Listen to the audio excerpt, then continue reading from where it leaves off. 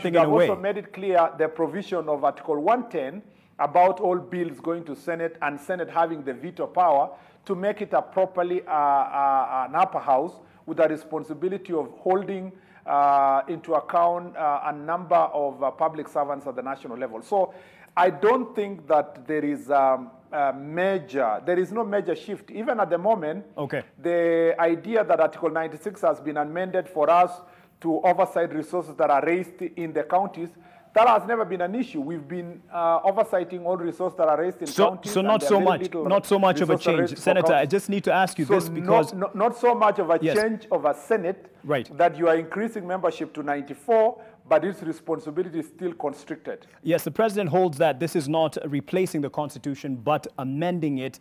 And of course, this is something that is copied in other republics and other countries. And this should not be, to say, the end-all and be-all of life in terms of Kenya. So let's first adopt this, then we can change it at another stage. What's your take on this position?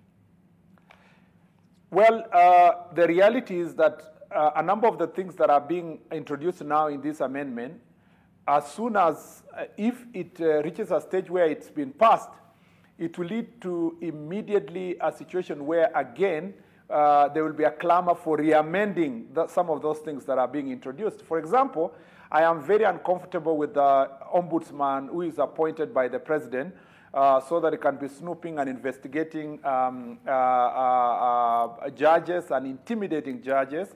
I think this is a clawback in our constitutional order. We are again undermining the independence of the judiciary. And we must review this provision from the context of the promise to revisit matters related to judiciary. And I think it is not a very good provision for us to and I must end it here. And I must end it here, Senator, because of the time allocation.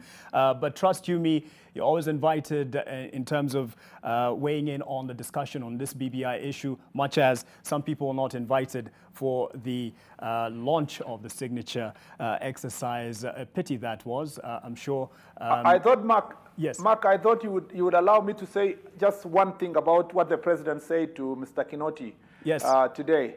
And I thought that was interesting because the president either feigned ignorance by saying that he only read in the newspapers what Kinoti was doing. But he really didn't sanction this. Going by what he said, he didn't sanction whatever Kinoti was doing. It's unbelievable. Mark, it's unbelievable that an officer who is serving under the president, who is the commander-in-chief, and who is a police officer, would be able to do such a very serious thing without the knowledge of the president. Either that the president has lost control of his government, and there is a parallel government that's being run by Kinoti and team, or that the president saw that this issue has backfired, and therefore he was recalling his decision.